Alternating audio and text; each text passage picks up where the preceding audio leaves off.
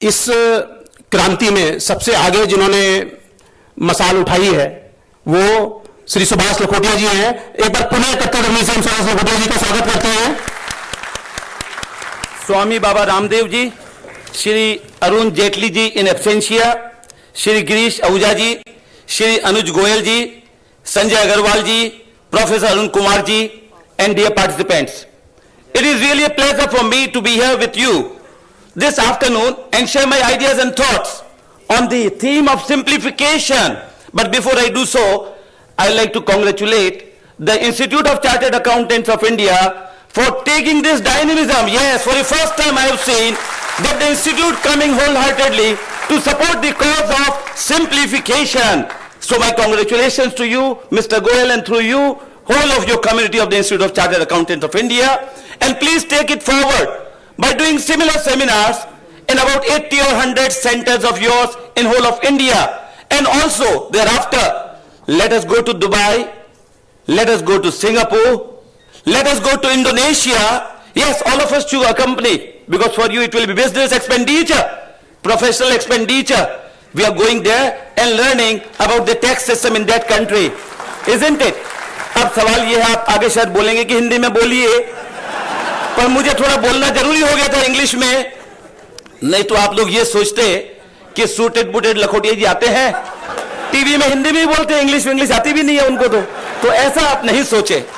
और अब बात करते हैं सिंप्लीफिकेशन के। दोस्तों, मेरा काम बड़ा मुश्किल कर दिया, हमारे सारे प्रीवियस स्पीकर्स ने सारी बातें बोल दी, अब मैं क्या बोलूं, इस बात की मुझे चिंता है।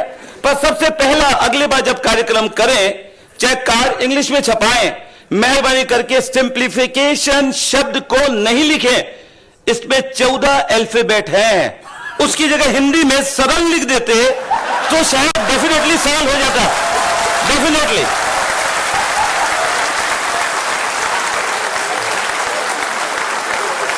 अब मैं तो यही सोच रहा हूं कि आगे कोई भी बात करेंगे, we should simplify, why bloody simplify, we should make सरल। और शायद सरकार की सोच नहीं है कि सरल बनाया जाए, तो सबसे पहले उन्होंने सरल इनकम टैक्स रिटर्न फॉर्म को भगा दिया, भाग जा, नहीं चाहिए सरल फॉर्म। पहले सरल था, वास्तव में लाइफ इजी सिंपल था।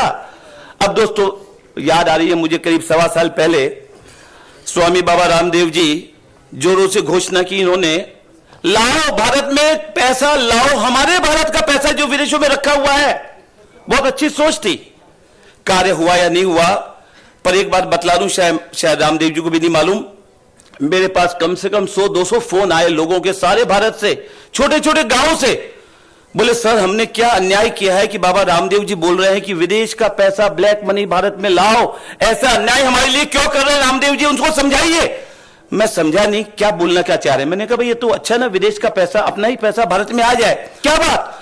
बोले, विदेश से मंगाओगे वो तो बाद में चलेगा, पहले भारत का ब्लैक मनी तो बैंक में रखने की परमिशन दिलाओ हमको।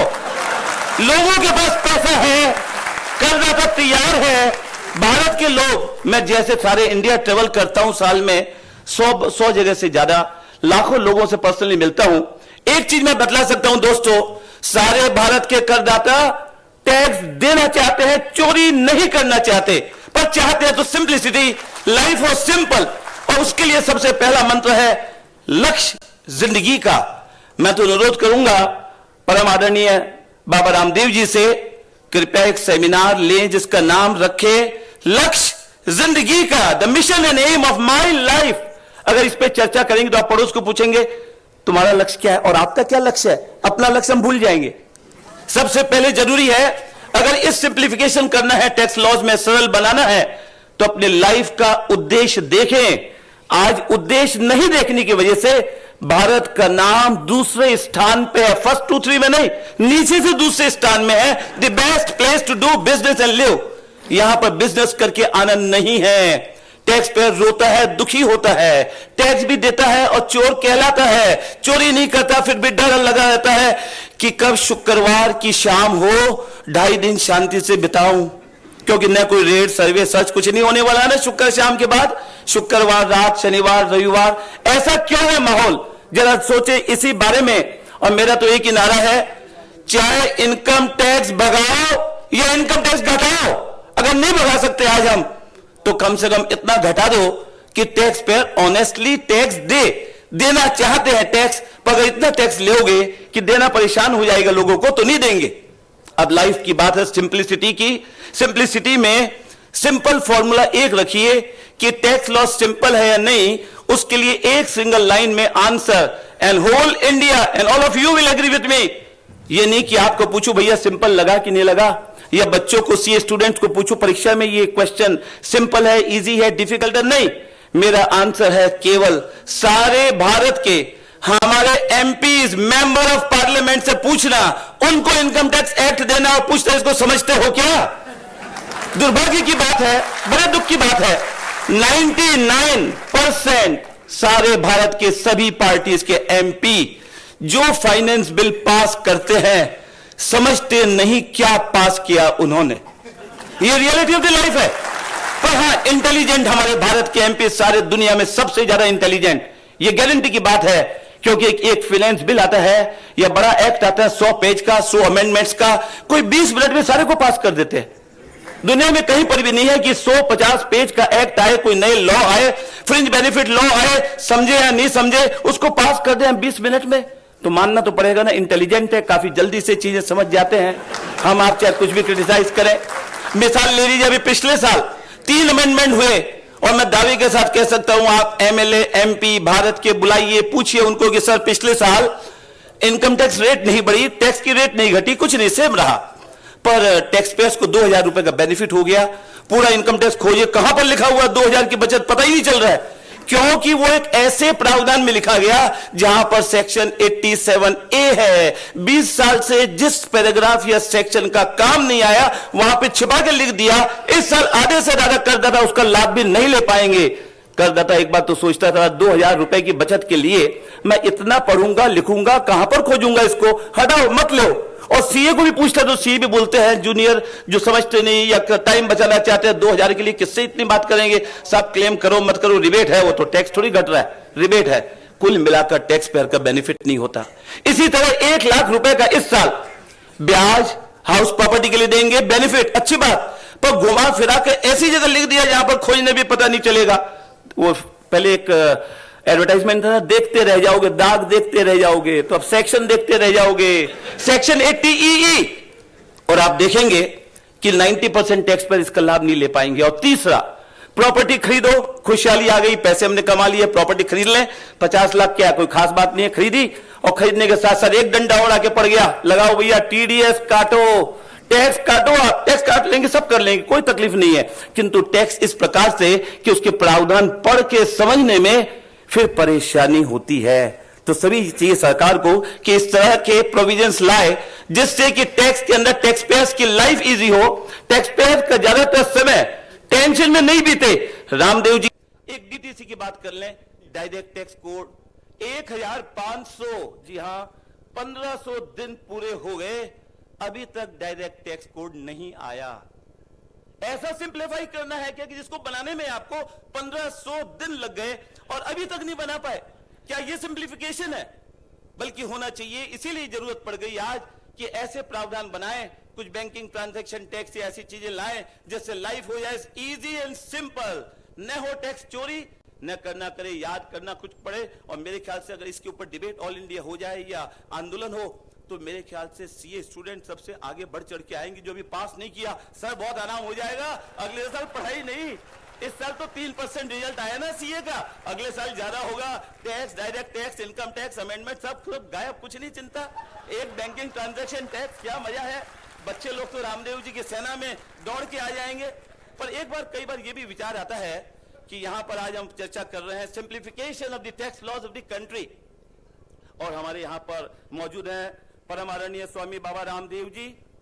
क्या रामदेव जी इस विषय पे बोलेंगे? उनके पास न कोई प्रॉपर्टी, न कोई संपत्ति, शायद टैक्स पेयर भी नहीं होंगे, स्टैंप ड्यूटी के रेट कितने लगते हैं वो भी उनको नहीं पता, क्योंकि काम नहीं पड़ता ना खुद के लिए।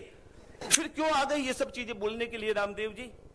पर अगर हम देखें तो हम पाएंगे दोस्तों, अतीत की तरफ देखें, भारत के 5000 वर्षों का इतिहास देखें, स्वार्थ रहित रामदेव जी सोच रहे हैं समाज के लिए, जो कार्य ऋषि करते थे उस जमाने में कि मेरा फायदा या नहीं फायदा उससे मतलब नहीं है, समाज के लिए राहत चाहिए।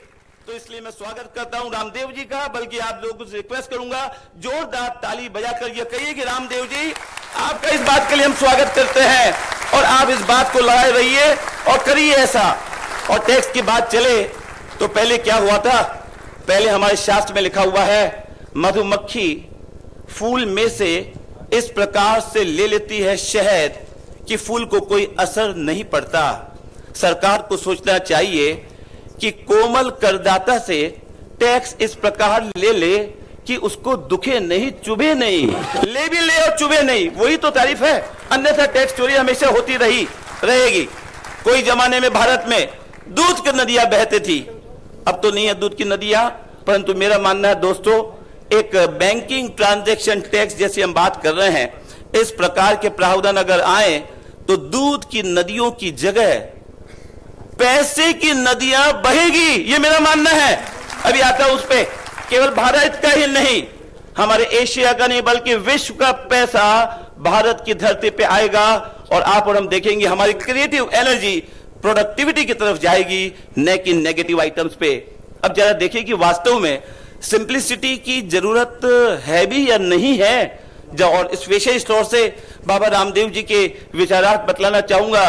इनकम टैक्स एक्ट 1961 में बना, उसके बाद अब तक 111 बार उसमें अमेंडमेंट्स आ गए और 111 मेरे ख्याल से शास्त्र की विधि के हिसाब से बहुत अच्छा फिगर है, तो इसलिए अब उसको समाप्त कर देना चाहिए। 112वां नहीं आना चाहिए और 111 में समाप्त करके इनकम टैक्स का कुछ नया विकल्प लाना चाहिए। और साथ ही साथ इनकम टैक्स रूल्स, साल में जब इच्छा होती है रूल बदल देते हैं, सर्कुलर आ जाता है।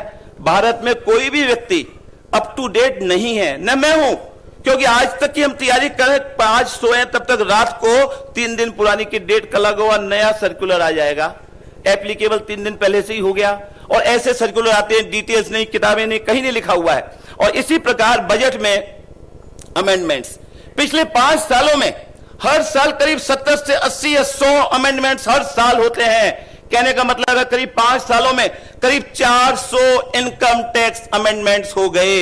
ऐसे अगर सिंप्लीफिकेशन की बात करें तो ऐसे अमेंडमेंट्स नहीं होने चाहिए, नहीं तो लाइफ इजी नहीं होगी, डिफिकल्ट होगी। अब जरा चर्चा करें, बैंकिंग ट्रांजैक्शन टैक्स विकल्प है या नहीं है, अच्छा या बुरा। मैं मानता हूं डिटेल स्टडी करना तो अलग बात है, पर डेफिनेटली बैंकिंग ट्रांजैक्शन टैक्स आधा पर्दा नहीं चलेगा कि बैंकिंग ट्रांजैक्शन टैक्स भी लगा दिया और छोटी मोटी रिलीफ दे दी, वो नहीं चलेगा बिल्कुल भी। और ऐसे ही इसके लिए कहीं विदेश में घूमने की जरूरत नहीं है। हमारे वित्त मंत्रालय विदेश में गए, आप और हम भी विदेश जाते हैं तो शॉपिंग करते हैं ना, तो वहां से शॉपिंग करके ले आए। Fringe benefit tax, imported tax ले, इंपोर्टेड टॉफी आप और हम लाते हैं बच्चों के लिए, सरकार ले आई fringe benefit tax, sounds very nice. और 5 साल तक झेलते रहे भारत के करदाता। मैंने सरकार से पूछा, विदेश गए, फ्रिंज बेनिफिट टैक्स लाए, कोई बात नहीं, पर वहां से सोशल सिक्योरिटी की स्कीम्स क्यों नहीं लाए हमारे भारत के करदाताओं के लिए।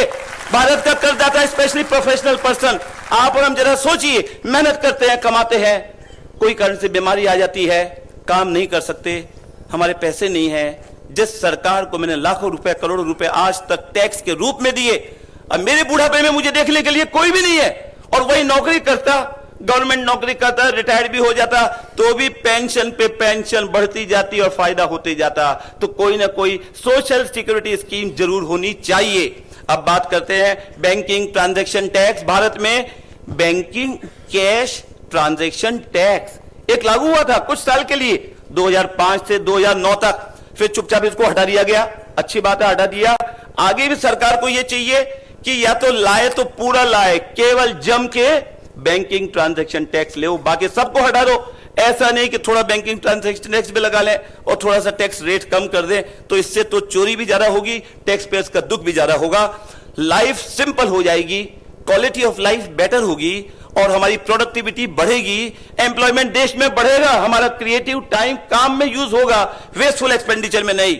Black money will be a thing of the past. Rich agriculturist जो आज पंजाब में मर्सिडीज गाड़ियों में धड़ाके घूम रहे हैं, 90% प्रोफेशनल व्यक्ति बेचारा मेहनत करके मर्सिडीज गाड़ी नहीं खरीद पाता मेहनत करके, और वही किसान केवल इसलिए कि किसान है, एग्रीकल्चरिस्ट है, होली काऊ के जैसे उस पर कोई हाथ नहीं उठाएगा, उस पर टैक्स नहीं लगेगा। अगर बैंकिंग ट्रांजैक्शन टैक्स आ गया तो उस पैसे वाले किसान को भी इनडायरेक्टली टैक्स देना पड़ेगा। No compliance cost, no TDS refund का झंझट, नो इनकम टैक्स रेट राज, नो ट्रांसफर प्राइसिंग। इस प्रकार के झंझट बिल्कुल हट जाएंगे। पर कई बार सवाल आता है जो इसके अपोज करना चाहते हैं कि अच्छे तो लगता है पर ये होगा कैसे, हमारे बैंक की इतनी सुविधा है नहीं हो सकता, बैंकिंग फैसिलिटी नहीं है। भैया आप तो एक्सपर्ट नहीं है, न मैं एक्सपर्ट हूं बैंक का, न बाबा रामदेव जी एक्सपर्ट है बैंक के बारे में, तो कौन है? Banking association of India. सारे बैंकों की जो एसोसिएशन है उसे बुलाओ, अगली बार बुला के पूछो कि क्या आपके बैंक सक्षम है? अगर सारे भारत में बैंकिंग ट्रांजैक्शन टैक्स लागू हो जाए, जरूर बोलेंगे हाँ सक्षम है। अगर बोल दिया उन्होंने नहीं सक्षम नहीं है, तो उनको एक लाइन बोल देना, फिर हाँ बोलेंगे। बोलो अच्छा नहीं है ना भैया, तो हम 100 प्राइवेट बैंक्स लेके आ रहे हैं तुरंत, तब बोलेंगे अच्छा साहब हो जाएगा, ठीक है। तो ये हमको देखना है कि क्या फिजिबिलिटी है या नहीं है। और अगर कोई कारण से मान लीजिए बैंकिंग ट्रांजैक्शन टैक्स नहीं लागू होता, टेक्निकल कारण से या फिजिबिलिटी से नहीं कर पाते, तो क्या? तो कम से कम ये चाहिए कि देश में reasonable realistic rates of income tax हो। मेरा मानना है 2%, 1%, 5% कम कर दिया, कोई भीख थोड़ी मांग रहे हैं। 5% कम हो जाता है, हम बड़े खुश हो जाते हैं, बोले वाह वाह वेरी गुड। 200 रुपए या 2000 रुपए बढ़ जाता है exemption limit, we feel happy. But the point is जितना इन्फ्लेशन से दाम बढ़ गए दूसरी चीजों के, टैक्स का 2000 रुपए बचत कोई बेनिफिट नहीं देता। पर्पस है टैक्स रेट ऐसी हो जिससे टैक्स चोरी करने वाला चोरी करना बिल्कुल बंद कर दे। और दोस्तों मैं मानता हूं वो रेट है 10% से 15% केवल for all the individuals of India, और कॉर्पोरेट सेक्टर के लिए 15 से 20%। और अगर ये सरकार एक साल करके देख ले, मेरा मानना है सरकार के खजाने में डबल दी इनकम आएगी गारंटेड रूप में। क्योंकि बेसिकली मैं मानता हूं टैक्स पे चोरी करना नहीं चाहता। अगर जो चोरी करता है डबल दी टैक्स लगाओ, और फिर चोरी करता है अगले साल भी, तो कॉन्फिस्केट करो फुल अमाउंट। इस प्रकार के प्रावधान करेंगे, किसी प्रकार की परेशानी नहीं होगी। और हमारे अतिथि आ गए हैं, माननीय अरुण जेटली जी पधार गए हैं, मुझे लग रहा है, स्वागत उनका। मैं request all of you to put your hands together in welcoming Shri Arun Jaitley ji, standing ovation for him. I think the way he has led the country as Union Minister of Law, and now he is the leader of opposition, and the way he want to put his best to see that how this country can be the superpower, we are really indebted to Honorable Arun Jetli ji. May I request CA Gopal Agarwal ji to please come forward and welcome CA Arun Jetli ji by presenting Sri Arun Jetli ji by presenting this bunch of flower. Very big round of applause, friends. आदरणीय अरुण जेटली जी, जरा आप भी सोचिए, direct taxes code 1500 दिन लग गए, फिर भी पास नहीं हुआ। हर साल बजट में अमेंडमेंट्स आते हैं, 80-100 अमेंडमेंट्स, 5 साल में 400 अमेंडमेंट्स। कैसे टैक्स पेयर याद रखेगा इन अमेंडमेंट्स को? क्या जरूरत नहीं है कि टैक्स लॉ सिंप्लीफाई करने के लिए बैंकिंग ट्रांजैक्शन टैक्स लाए जाए, सब टैक्सेस हटा के? अगर पार्टली बैंकिंग ट्रांजैक्शन टैक्स और पार्टली दूसरे छोटे मोटे, ऐसा नहीं चलेगा। और दूसरी बात, अगर आपको वास्तव में पीड़ा है भारतीय टैक्स पेयर्स की, तो जरा देखिए, या तो लाइए बैंकिंग ट्रांजैक्शन टैक्स, और नहीं ला सकते तो ड्रास्टिक टैक्स रेट कम करिए। अगर आप चाहते हैं भारत का करदाता टैक्स पेयर ऑनेस्ट हो बिल्कुल, तो टैक्स रेट रियलिस्टिक है 10 से 15% और कॉर्पोरेट टैक्स है 15 से 20%। ऐसा होने पे भारत में टैक्स की इतनी बाहर आएगी कि आप कल्पना नहीं कर सकते, डबल दी रेवेन्यू हो जाएगा, टैक्स चोरी नहीं होगी। अब जरा एक आध बातें देखें, जो एग्जाम्पल पॉइंटर्स जो चाहता हूं हमारे सारे मेंबर्स ऑफ पार्लियामेंट। और एक और बात, एमपीज के लिए टैक्स लॉ सिंपल बनना चाहिए। सब लोग चर्चा कर रहे हैं 2 घंटे से, पर इतना सिंपल बनाइए कि भारत का हर मेंबर ऑफ पार्लियामेंट उस टैक्स लॉस को पढ़ के समझ सके। अनफॉर्चुनेटली आज मैं मानता हूं 80-90% भारत के एमपीज हैं, जब बजट पास हो जाता है, पार्लियामेंट के बाहर निकलते हैं, उनको पूछे क्या क्या हुआ, इसका मतलब नहीं मालूम। तो ये बहुत जरूरी है, तब जाके न्याय होगा टैक्स पेयर्स के लिए। अब जरा देखिए, कुछ इलॉजिकल टैक्स प्रोविजन जरूर बंद करने चाहिए। बाबा रामदेव जी जरा देखिए, ऐसे भारत में ऐसे अंधे कानून, कैसे टैक्स पेयर चोरी नहीं करेगा? ऐसे में ऐसे कानून है कि मैं अपनी पत्नी को पूरी जिंदगी भर शादी के बाद 1 रुपए भी गिफ्ट नहीं दे सकता, अगर दूं तो क्लबिंग ऑफ इनकम होगा। एक और चीज, आदरणीय अरुण जेटली जी मानेंगे कि पिछले 5 साल में महंगाई वगैरह बिल्कुल नहीं बनी। आप चाहे कितने ही बोलते रहें, पर टैक्स कानून इसके गवाह हैं कि बिल्कुल भी महंगाई नहीं बढ़ी भारत देश में। एक दो एग्जाम्पल, 5 साल पहले भी वेतनभोगी कर्मचारी को 100 रुपया महीना एजुकेशन अलाउंस मिलता था, 100 रुपया महीना एग्जामिशन, आज भी 100 रुपये ही है। इसी प्रकार कहां है महंगाई, नहीं बढ़ी।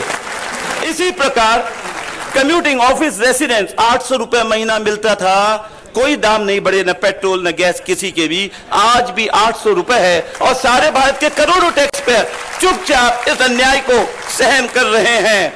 पार्शियल पार्टीशन HUF का बंद। अरे मेरे परिवार के बच्चे, 3 बच्चे, एक अलग होना चाहता है, उसको अलग करना पड़ेगा, इसमें HUF का पार्शियल पार्टीशन क्यों बंद कर रहे हो आप? क्यों परमिशन नहीं है? मेरी इमोशन से इनकम टैक्स एक्ट खिलवाड़ क्यों कर रहा है? इसी प्रकार कैश जरूरत पड़ गया, लोन लेने का पक्का काम है, 2 नंबर नहीं है। मुझे इमरजेंसी में हॉस्पिटल में जाना पड़ा, 2 लाख नहीं थे, आपसे ले लिए, 10 दिन बाद चेक दे दूंगा, तो मुझे पेनल्टी लगेगी। कैश लोन 20,000 से ज्यादा लेने पे कितनी पेनल्टी? लिखो मत भैया, याद ऐसे ही रहेगा। Penalty equal to the loan amount. 2 lakh रुपए के लोन पे पेनल्टी 2 लाख रुपए।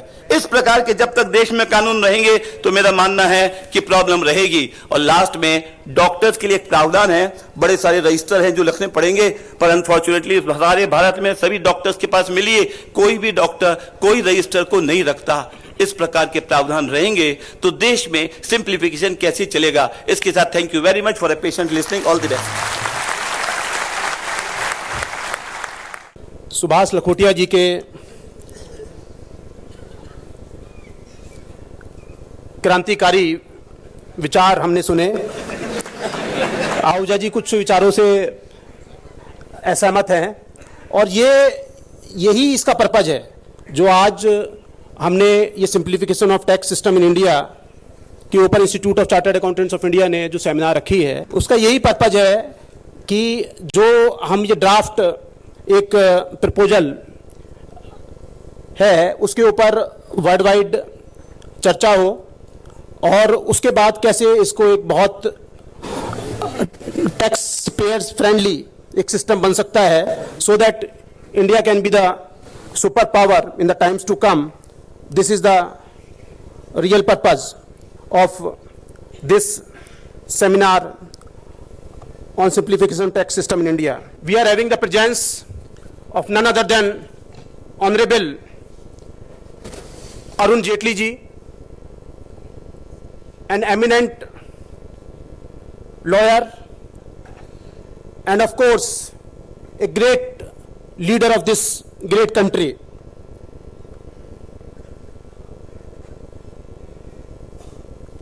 A website on this occasion is going to be launched, arthiknyay.org, और स्वामी जी का मुझे आदेश हुआ है कि इस शुभ कार्य को अरुण जेटली जी और आहूजा जी मिलकर स्वामी जी के साथ इस वेबसाइट को लॉन्च करें। मैं रिक्वेस्ट परम पूज्य Swami Ramdev ji Maharaj ji to please come forward. Honorable Chief Guest Arun Jetli ji and Ahuja ji, may I request Sanjay Agrawal ji to please join us here. Very, very big round of applause, friends.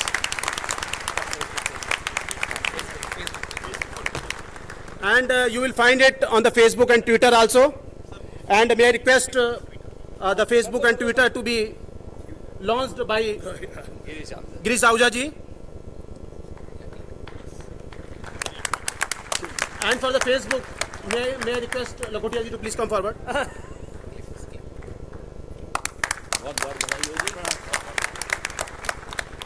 और जिस तरीके से social media के बिना I think nothing can be done now in this world, और immediately within no time this initiation of Baba Ramdev ji has gone to each and every corner of the world. We are having the presence of the media, which is we are live on the various news channels. We are really grateful to the print and electronic media for their great interest shown for this Kranti, I will say, in the field of the economy of the country. और जिस क्षण का हम बेसब्री से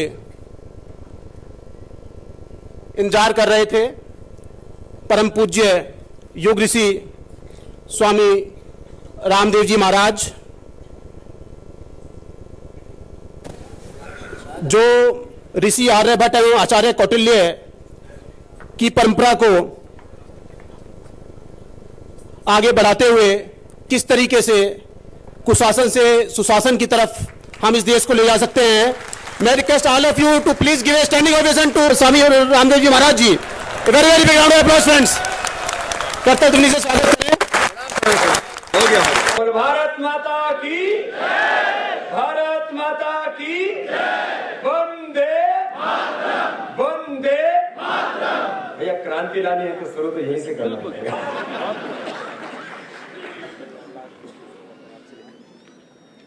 योग क्रांति के बाद इस आर्थिक क्रांति की ओर ये मात्र एक टैक्सेशन में रिवोल्यूशनरी चेंज का ही प्रश्न नहीं है। एक पूरी इकोनॉमी में हमें पूरी अर्थव्यवस्था में एक बड़ा परिवर्तन लाना होगा। और राजनेताओं की बहुत आलोचना कर रहे थे हमारे सुभाष लखोटिया जी, लेकिन हमारे बीच में राजनीति की जो शिखर पुरुष है ऐसे अरुण जेटली जी, उनके पास जो समझ है, मैं किसी पद सत्ता सिंहासन की बात नहीं कर रहा हूं। जितनी गहरी समझ इनकी है, काश वो समझ देश के नेताओं की हो जाती तो देश आगे बहुत आगे होता। हर दृष्टि से उतनी गंभीरता, उतनी प्रामाणिकता और एक निस्वार्थ चिंतन।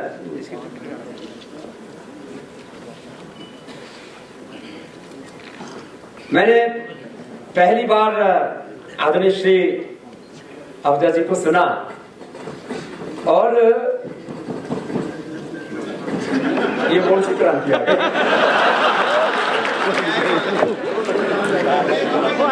जब बाहर वाले अंदर आना चाहते हैं।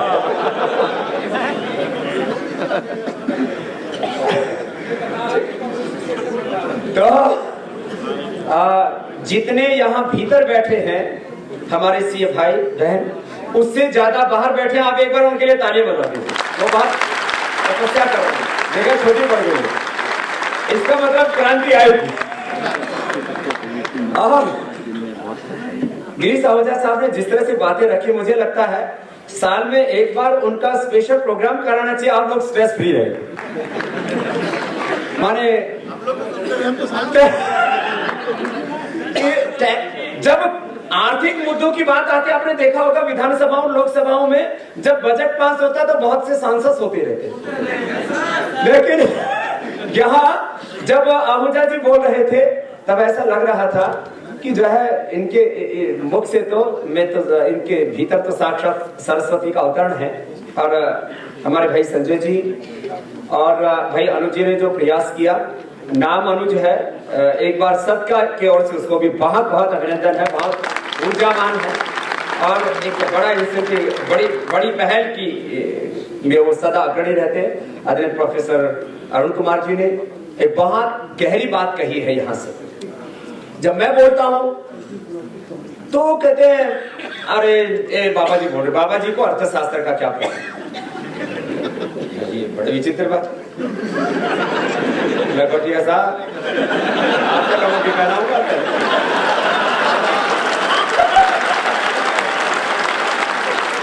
इनको लखोटिया साहब करना मुझे। अच्छा, बड़ी विचित्र बात है। जो भी टैक्स के ऊपर डिबेट करते हैं ना, बोलते हैं हिंदुस्तान के लोगों को जो इकोनॉमिक पॉलिसीज है, टैक्सेशन सिस्टम उसका पता नहीं है, देश की अर्थव्यवस्था जैसे वही लोग चला रहे। देश की अर्थव्यवस्था 125 करोड़ हिंदुस्तानी चलाते हैं, वो हिंदुस्तान को आगे बढ़ा रहे हैं। वो गरीब है, मजदूर है, किसान है, कारीगर है, जो भी है।